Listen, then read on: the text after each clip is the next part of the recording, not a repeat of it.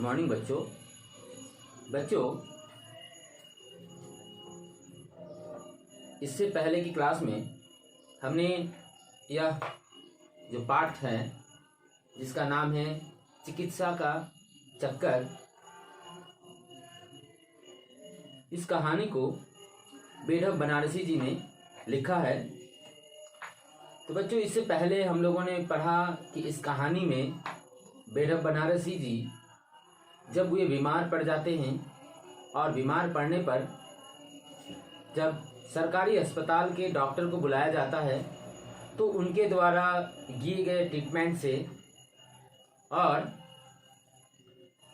उनके द्वारा जो भी इलाज करवाया गया उससे वह तनिक भी आराम नहीं हुए, जिससे दोपहर बीत गए, शाम बीत गए, पर पेट का दर्द गायब नहीं हुआ, यानी ठीक नहीं हुए। तब उनके दोस्त, उनके पड़ोसी दूसरे एक डॉक्टर का सलाह देते हैं जिसका नाम है डॉक्टर चूहानाथ। तो डॉक्टर चूहानाथ को बुलाया जाता है जो कि लंदन से FRCS का डिग्री हासिल करके आए थे। तो बच्चों मैंने FRCS का फुल फॉर्म भी बताया था कि वे लंदन का जो मेडिकल इंस्टीट्यूट है उसका पूरा नाम क्या है। बच्चों जो हॉस्पिटल है उसका नाम मैंने बताया था फेलो रॉयल कॉलेज सर्जन्स, है ना। तो इस कॉलेज से, इस मेडिकल से उन्होंने अपना FRCS का डिग्री हासिल कर वे आए थे। तो वे उनको बुलाए जाने पर वे आने के बाद उन्होंने उनका नस जिह्वा देखने के बाद उन्होंने कुछ दवाइयाँ लिखने के बाद उसके टाइमिंग भी बताया कि यह दवाई आपको कब कब खाना है और कितने दिनों तक खाना है। तो वे खाते खाते करीबन 2 सप्ताह बीत गए। 2 सप्ताह यानी करीबन 14 से 15 दिन बीत जाने के बाद वे डॉक्टर के घर पहुंचते हैं कुछ सलाह मशवरा लेने के लिए। तो जब वे डॉक्टर के पास पहुंचे तो डॉक्टर ने उन्हें बताया, वे डॉक्टर से पूछे कि क्या मेरा पेट का जो दर्द था वे तो गायब हो चुका है, क्या मुझे अभी भी दवाई खानी चाहिए या पर यहीं पर मैं रद्द कर दूं, यानी इसको यहीं पर छोड़ दूं। तो डॉक्टर कहते हैं कि नहीं, इसे और कुछ दिन कंटिन्यू किया कीजिए, यानी और कुछ दिन पिया कीजिए, क्योंकि और आपको इस दवाई के साथ साथ आपको थोड़ी बहुत सावधानी भी बरतनी होगी। यानी पहले जैसी जो डॉक्टर हम या आप लोग या हमारे मम्मी पापा को जब हम डॉक्टर के पास ले जाते हैं तो वे भी बहुत तरह तरह की सलाह मशवरा देते हैं हमारे सेहत के लिए, सेहत की अच्छाई के लिए, कि ज़्यादा तेल, मसाला, मिर्च, हल्दी यह सारी चीज़ नहीं खाने के लिए, मछलियों में भी कुछ मछली जैसे पोठी मछली जो होता है उसको नहीं खाने के लिए। तो तरह तरह के वे रोक लगाते हैं।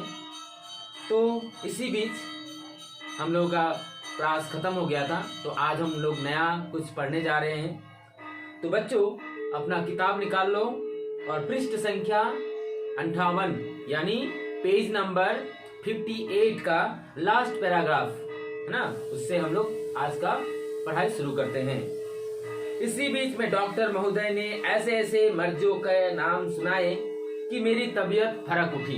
यानी कि जब वे उस डॉक्टर चूहानाथ के घर गए, घर जाने के बाद जब डॉक्टर से वे सलाह मशवरा किया तो डॉक्टर ने उसे सलाह मशवरा करते हुए उन्होंने तरह तरह की मर्जों यानी रोगों, बीमारी, यानी तरह तरह की बीमारी जो होते हैं, बहुत तरह की बीमारी होते हैं जो किसी न किसी प्रकार से किसी के शरीर में वे जगह बना लेते हैं।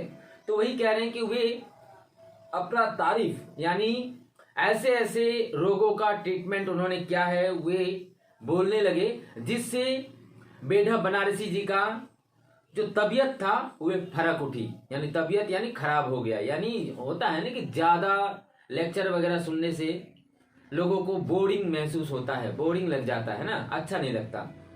तो उसी प्रकार डॉक्टर का यह सारे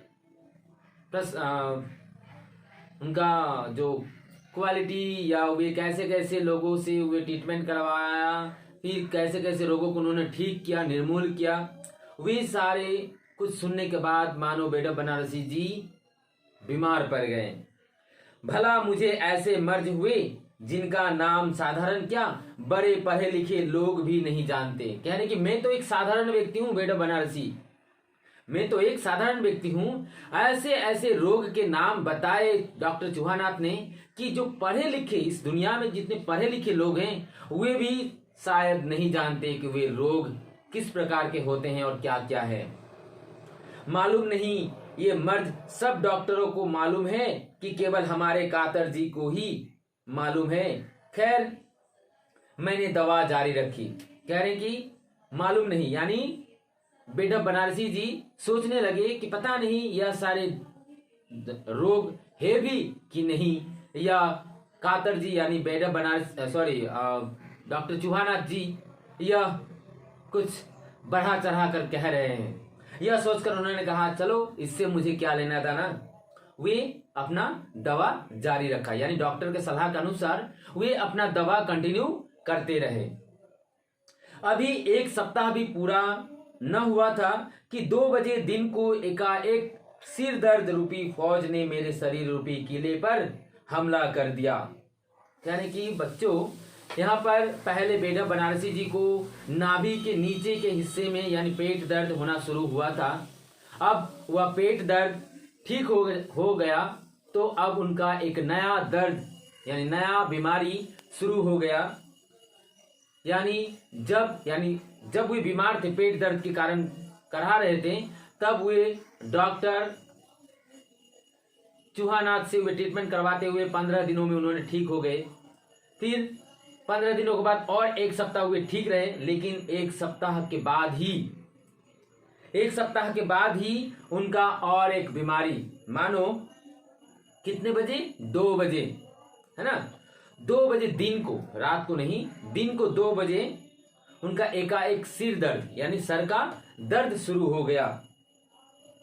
मानो उनके फौज ने मेरे यानी सिर दर्द की रूपी फौज यानी सोल्जर, सिर दर्द को एक सोल्जर की तरह उन्होंने कहा है कि सिर दर्द रूपी सोल्जर यानी फौज वे मेरे शरीर रूपी किले, यानी यह जो शरीर है, यह जो हमारा शरीर है, यह शरीर क्या है, एक घर है ना। जैसे हम कहाँ रहते हैं, हमारे घर में ना, हमारे घरों में रहते हैं हम, वैसे ही रोग कहाँ रहते हैं, यानी यह शरीर में। तो यह शरीर रोग के लिए क्या हो गए, घर ना। यानी कभी एक बीमारी निकलता है घर से तो कोई दूसरा बीमारी आकर इस घर में घुस जाता है ना। तो वैसे ही कह रहे हैं कि एक बीमारी गायब होते ना होते एक सप्ताह बाद फिर से एक नया सिर दर्द रूपी बीमारी मेरे शरीर के किले पर, मेरे शरीर रूपी घर पर जगह कर लिया, हमला कर दिया। डॉक्टर साहब ने जिन जिन भयंकर मर्जों का नाम लिया था उनका स्वरूप मेरी रोती हुई आंखों के सामने नृत्य करने लगे।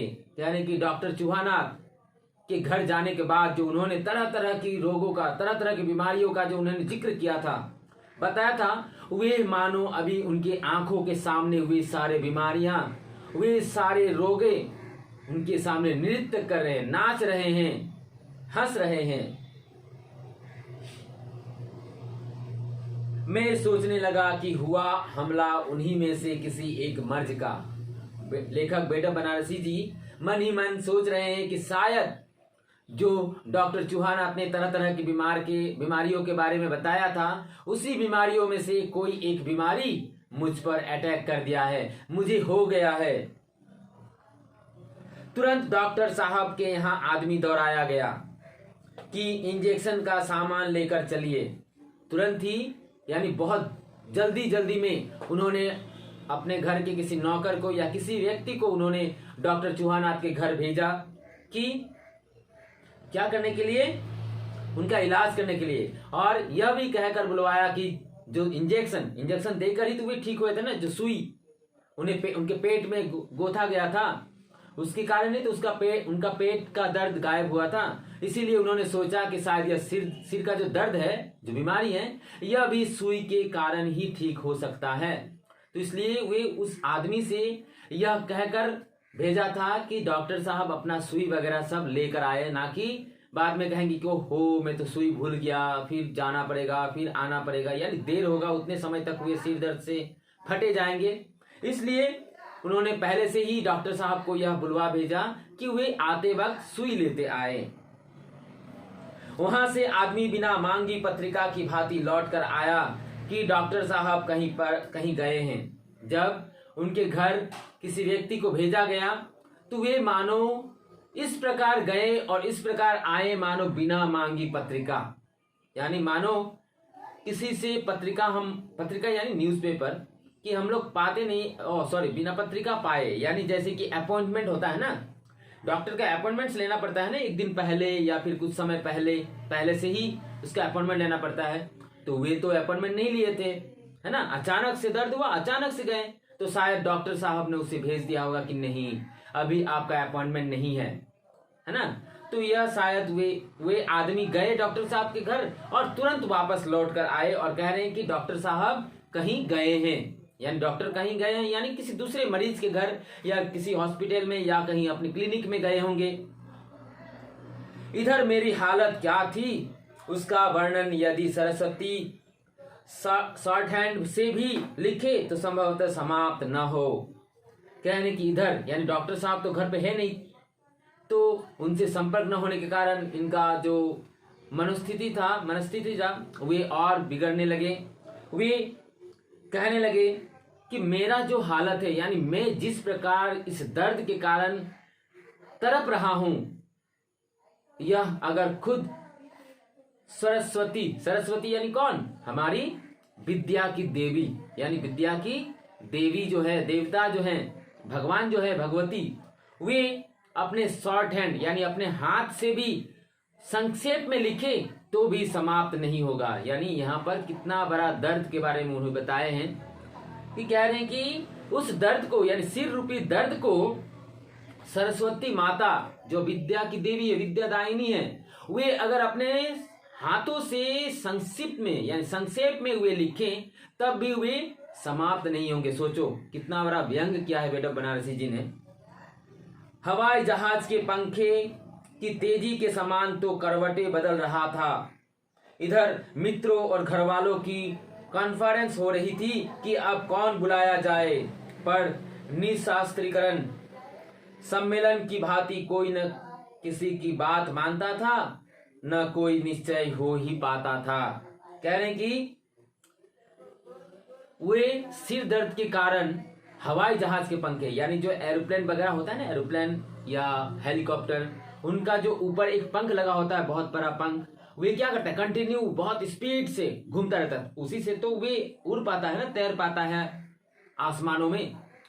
तो मानो जिस प्रकार हवाई जहाज का जो पंख घूमता है, वैसे ही वह भी अपने सिर दर्द के कारण बिस्तर में करवटें बदल रहे, कभी इस तरफ कभी उस तरफ, कभी इधर कभी उधर, कभी ऐसे, मतलब अपने आप को वे कंट्रोल नहीं कर पा रहे थे उस सिर दर्द के कारण।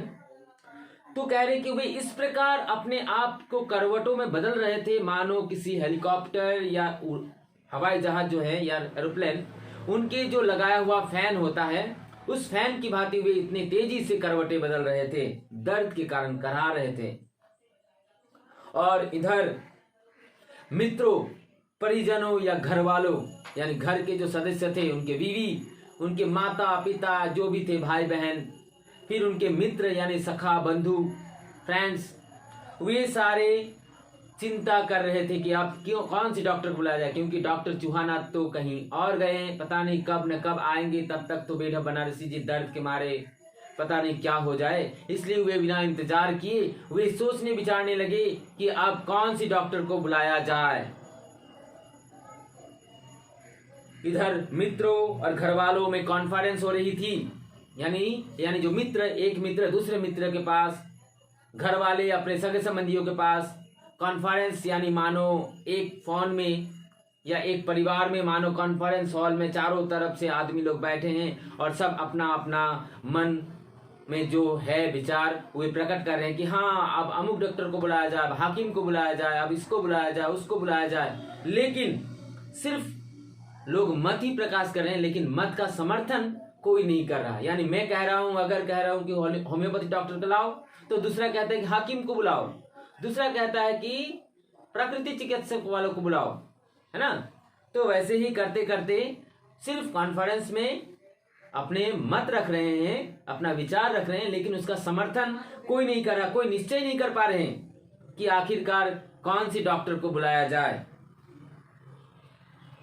मालूम नहीं लोगों में क्या क्या बहसें हुई, कौन कौन प्रस्ताव फैल हुए, कौन कौन पास। बेडम बनारसी जी कह रहे हैं कि मैं तो अपने अलग एक कमरे में दर्द के मारे करहा रहा था, दर्द के मारे चिल्ला रहा था, पर पता नहीं कौन सी टॉपिक में, कौन सी विषय में इन्होंने बहसें की। बहस यानी तर्क वगैरह किया, बहस किया। कौन कौन प्रस्ताव फैल हुए, यानी जिन्होंने जो प्रस्ताव रखा है वे प्रस्ताव पता नहीं कौन सा फेल हुआ, कौन सा पास हुआ। तो वे लोग समझ नहीं पा रहे थे कि आखिरकार किसे बुलाया जाएगा, कौन सा मेडिसिन लिया जाएगा, कौन आने वाला है, यह सारा फैसला पता नहीं कौन सा लिया गया। अंत में हमारे मकान के बगल में रहने वाले पंडित जी की विजय हुई और आयुर्वेदाचार्य रसग्रंजन चिकित्सा मार्तंड कविराज पंडित सुखदेव शास्त्री को बुलाने की बात तय हुई। कहने के अंत में, यानी वो जो कॉन्फ्रेंस हॉल में जो सगे संबंधी, घर वाले, मित्र सभी कॉन्फ्रेंस में अपने अपनी बातें रख रहे थे। तो अंत में यह निश्चय किया गया कि बगल में रहने वाले पंडित जी को बुलाया जाए, यानी उनके घर के कुछ ही पर दूर उनके कुछ मतलब एक पंडित जी रहते हैं, उनको बुलवाने का समर्थन हुआ, यानी उनको बुलाने का निश्चय किया गया। तो कह रहे कि वे पंडित जो पंडित जी हैं वे आयुर्वेदाचार्य है, यानी आयुर्वेद डिपार्टमेंट के वे डॉक्टर हैं, पंडित हैं, विशेषज्ञ हैं, जो आयुर्वेदाचार्य हैं, यानी आयुर्वेद के डॉक्टर हैं। आचार्य यानी आयुर्वेदाचार्य, यानी आयुर्वेद और आचार्य यानी उसके डॉक्टर। आयुर्वेदाचार्य रसग्रंजन, यानी रस, जितने सारे जड़ी बूटी होते हैं उसकी वे रंजन, यानी उनको जानने वाले, विशेषज्ञ जानने वाले वे। चिकित्सा मार्तंड, यानी चिकित्सकों में बहुत बड़े नामी दामी पंडित जी हैं। कविराज, उनका और एक नाम है कविराज पंडित सुखदेव, उस पंडित का नाम क्या है? सुखदेव। तो बच्चों, इससे पहले जो सरकारी दफ्तर से जिस डॉक्टर को बुलाया गया था, है ना, फिर उनके बाद डॉक्टर चौहानाथ को बुलाया गया और अभी बुलाया गया किसको? आयुर्वेदाचार्य पंडित सुखदेव जी को बुलाया गया। एक सज्जन उन्हें बुलाने के लिए भेजे गए, एक सज्जन को, यानी एक व्यक्ति को, अच्छे व्यक्ति को उस डॉक्टर को बुलाने के लिए भेजा गया, यानी पंडित जी को बुलाने के लिए भेजा गया, और बुलावा भेजने के लिए। कोई 45 मिनट बीत गए परंतु न वैद्य जी आए न भेजे गए सज्जन का ही पता चला। कहने की यानी जो व्यक्ति को भेजा गया था पंडित जी के पास, वह व्यक्ति का वहां पर जाना कम से कम 45 मिनट यानी पौने एक घंटा यानी 45 मिनट्स लग गए। क्या अभी तक कोई खबर नहीं आया? यानी 45 मिनट्स अभी हो गए हैं लेकिन अभी तक कोई खबर नहीं आया। ना तो वे पंडित जी आए और ना ही जिस सज्जन व्यक्ति को बुलाने के लिए भेजा गया था वह सज्जन व्यक्ति ही लौटे हैं। एक और दर्द आयकर की तरह बढ़ता जा रहा था। एक और मानो दर्द जो है वह आयकर यानी टैक्स, जैसे होता है ना कि एक महीने में मानो 50 रुपए टैक्स है, तो दूसरे महीने हुए 100 रुपए हो गए, तीसरे महीने 150 रुपए हो गए। मानो जैसा पल बीतता था वैसा उनका जो दर्द, सर रूपी दर्द है वे दर्द बढ़ता ही जाता था जैसे टैक्स बढ़ता रहता है। दूसरी ओर इन लोगों का भी पता नहीं, यानी कि एक तरफ तो ये सर दर्द बढ़ता ही जा रहा है और दूसरी तरफ इन लोगों का कोई अता पता नहीं, यानी ना तो पंडित जी का ही कोई खबर है और ना ही जिस व्यक्ति को भेजा गया था ना ही वह लौटा है, ना कुछ संदेश भेजा है। और भी बेचैनी बढ़ी, अंत में जो साहब गए थे लौटे, यानी कि और भी बेचैनी, यानी जितना समय बीतता जा रहा था, जितना समय जाता था, वे चिंतित होते रहते, बेचैनी होते रहते, तड़पते रहते। अंत में जिस सज्जन व्यक्ति को भेजा गया था, जिस साहब को भेजा गया था, वे लौट आए।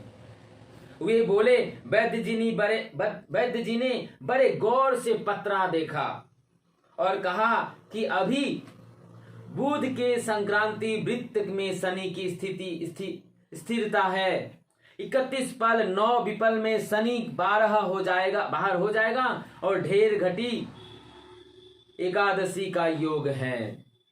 यानी कि वे भले एक पंडित जी हैं और पंडित लोग क्या करते हैं, शास्त्र वगैरह देखते हैं, है ना, पोथा वगैरह देखते हैं, पात्रा देखते हैं कि वे उचित समय कौन सा है, जिस समय में कोई शुभ कार्य किया जाता है, जिस समय कोई उचित कार्य किया जाता है, वे वगैरह वे देखने लगे। यानी कि वैद्य जी ने कम से कम वे 45 मिनट तक वे सिर्फ पत्रा ही देखते रहे। पत्रा यानी जैसे कि होता है ना कि हमारी घर में कोई पूजा पाठ या रोजा रखने का जो समय होता है, या किसी के विवाह, है ना, किसी के विवाह के लिए, शादी के लिए क्या करते हैं हम लोग, मुल्ला को बुलाते हैं, पंडित जी को बुलाते हैं और वे क्या करते हैं, एक बड़ा सा पुस्तक निकालते हैं जिसका नाम होता है पत्रा। यानी उसमें वे सारे तिथि वगैरह लिखा होता है कि कौन सा तिथि सही है, कौन सा तिथि खराब है, किस तिथि में करने से वह कार्य सफल होगा, किस समय वह करने से खराब होगा, कब शनि बृहस्पति में प्रवेश कर रहा है, कब बृहस्पति और दूसरे में प्रवेश कर रहे हैं। यह सारे ग्रहों का जितना सारा चक्र होता है वे सारे वे देखते हैं, तभी जाकर वे एक शुभ दिन देखकर वे शादी फिक्स होता है, या पूजा पाठ या रोजा वगैरह चांद देखने के बाद जो करते हैं वह वगैरह वे देखते हैं, उसी को कहते हैं पत्रा, है ना, पत्रा देखकर वे कहें कि अभी बुध का जो स्थिति है वे संक्रांति वृत्त में शनि में स्थिरता है। यानी जो बुध ग्रह है वह अभी शनि में प्रवेश किया है।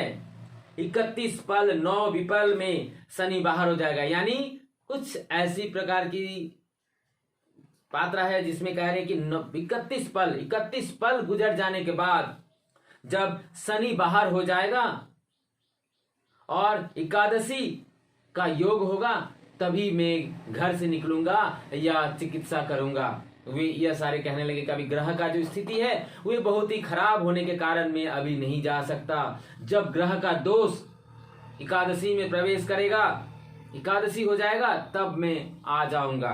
यह कहकर उसे वापस भेज दिया था।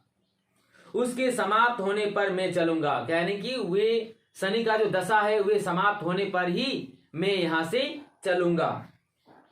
सुनकर मेरा कलेजा कबाब हो गया, कहने की यह बातें सुनकर कि जब एकादशी का योग होगा, यानी एकादशी का समय आएगा तब वे आएंगे। पता नहीं कब एकादशी आएंगे, कल आएंगे या परसों आएंगे या उसके बाद वाले दिन आएंगे, वे तो ठीक नहीं है। तो इसलिए उनका जो कलेजा, उनका जो धड़कने थे, उनके जो कलेजा था वे कबाब होता है ना, कि जैसे हम लोग चिकन वगैरह क्या करते हैं, आग में झुलसा कर, आग में पका कर खाते हैं, मानो वैसा है उनका कलेजा जो है, मानो पक गया हो, है ना, कबाब हो गया हो उनका कलेजा। मगर वे कहाँ आए थे, अतएव बुलाना भी आवश्यक था। मैंने फिर उन्हें भेजा, क्योंकि वे कह आए थे कि मैं अभी नहीं जाऊंगा। पंडित जी ने कहा था ना कि मैं अभी नहीं जाऊंगा, जब एकादशी का योग होगा तभी मैं जाऊंगा, तब तुम आना।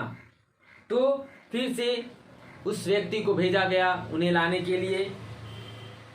उसी सज्जन व्यक्ति को फिर भेजा गया कि जाओ पंडित जी से पूछो कि एकादशी का योग आया कि नहीं। वे आए, पधारे, मेरा ट्रीटमेंट करें। कोई आधे घंटे बाद वैद्य जी एक पालकी पर तशरीफ लाए। कह रहे कि जब वे व्यक्ति फिर से जब गया तो उसके करीबन आधे घंटे बाद यानी वे पड़ोस में ही रहते थे, लेकिन वहां से यहाँ आने में उनका आधे घंटे लग गए। कह रहे कि करीबन आधे घंटे बाद 30 मिनट्स बाद वे पालकी समझते हो ना, पालकी यानी जिसमें जैसे कि पुराने जमाने में जब राजा महाराजा के शादी होते थे तो उनकी जो पत्नियां होती थी उनको क्या करते थे, पालकी पर लाते, जिनके आगे भी 2 पुरुष होते थे या 2 3 4 जितने पुरुष होते थे, पीछे भी 4 5 पुरुष होते थे और अंदर एक घर की तरह होता था जिसमें उस पत्नी को बिठाया जाता था और उसी में बैठकर वे एक प्रांत से दूसरे प्रांत तक जाती थी, तो उसे कहते हैं पालकी। तो वे एक पालकी में तशरीफ लाए, तशरीफ यानी वे पधारे, वे आए, पालकी के सहारे वे वहां पर पहुंचे।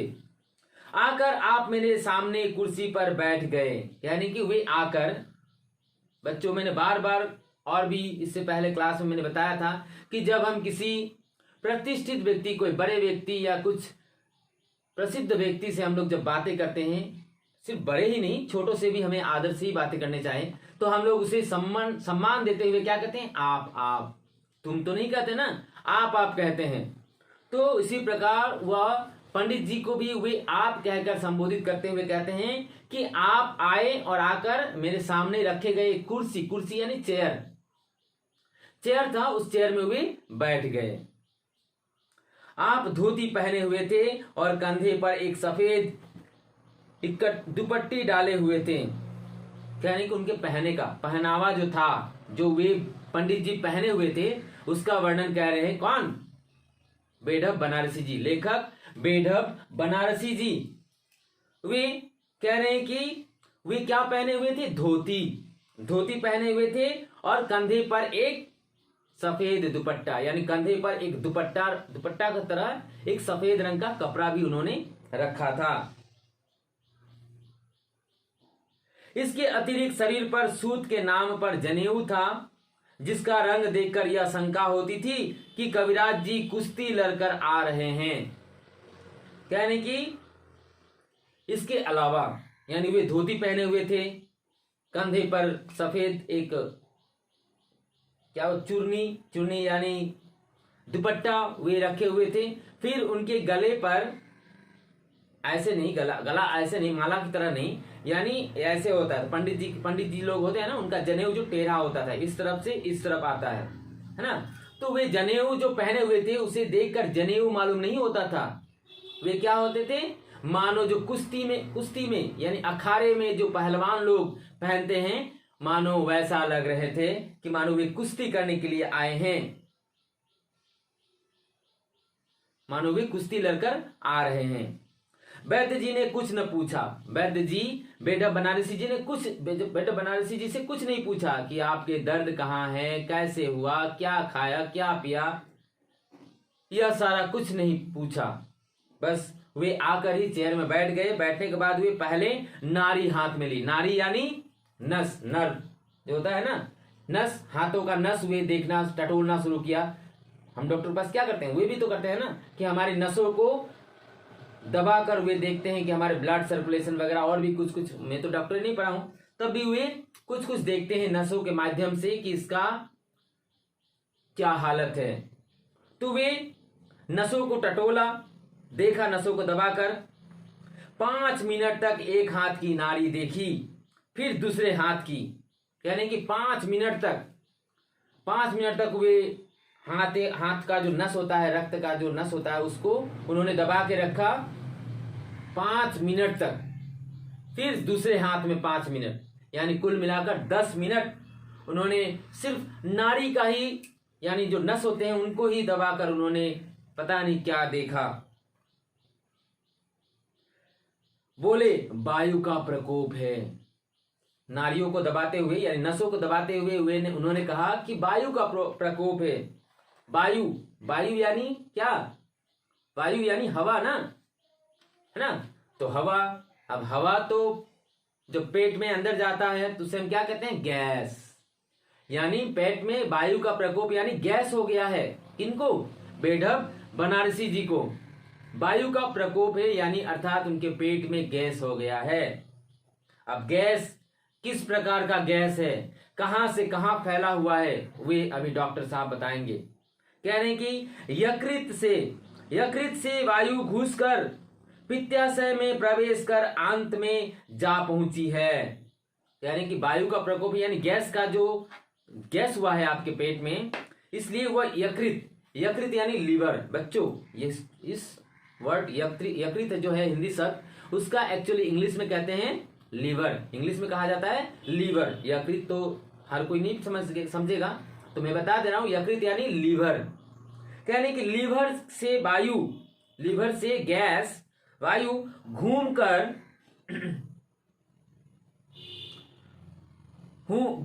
पित्ताशय में प्रवेश कर, पित्ताशय कौन सा, गोल ब्लैडर जो होता है गोल ब्लैडर, उसमें प्रवेश कर चुका है, गल ब्लैडर में, है ना। यानी वे लीवर से गॉल ब्लैडर में जाकर पहुंच गया है वह वायु, वे गैस प्रवेश कर अंत में जा पहुंची, यानी एकदम अंत में जा पहुंचा है वह गैस, जिस कारण यह दर्द बहुत ज्यादा हो गया है आपके सिर का। इससे मंदाग्नि का प्रादुर्भाव होता है ना, होता है। और किसी कारण जब भोज्य पदार्थ प्रतिहत होता है तब शूल का कारण होता है। कहने कि इससे यानी वे लीवर से गॉल ब्लैडर से अंत में जा पहुंचा है, जिससे मंदाग्नि यानी पाचन तंत्र, यानी जो हम खाना खाते हैं, जहां पर हमारा खाना पचता है ना, हजम होता है, वह पाचन तंत्र को कहते हैं हिंदी में मंदाग्नि, है ना। मंदाग्नि में प्रादुर्भाव होता है और किसी कारण जब भोज्य पदार्थ यानी कह रहे हैं कि किसी कारण बसत जब हमारी भोज्य पदार्थ प्रतिहत होता है, यानी हमारी भोजन जो होता है वे पचता नहीं है ठीक से, है ना, या फिर खाने में उल्टा पुल्टा होने के कारण वे तब शूल का कारण होता है। शूल यानी दर्द, पेट का दर्द, सिर का दर्द, वे सारे या कमर के दर्द, वे सारे सब गैस के कारण ही होते हैं। तो उन्होंने बताया कि यह उसी का कारण है।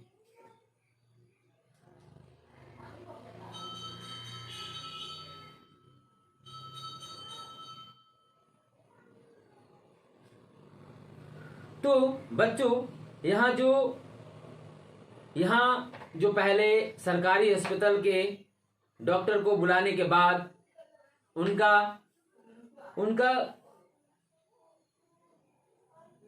पेट का दर्द गायब हो जाने के बाद फिर डॉक्टर चौहानाथ को बुलाया गया। उनके बाद अब उनका सिर दर्द के रूप में एक नया दर्द आ गया। आने के बाद यह जो पंडित जी को बुलाया गया, आयुर्वेदाचार्य को बुलाने के बाद उन्होंने क्या विषय बताया, इस दर्द का कारण क्या बताया कि वे गैस होने के कारण वह सर का दर्द शुरू हो गया है। तो बच्चों इस क्लास में हम लोग यहीं तक पढ़ते हैं। आगे के वीडियो में मैं आगे का हिस्सा पढ़ाऊंगा। धन्यवाद।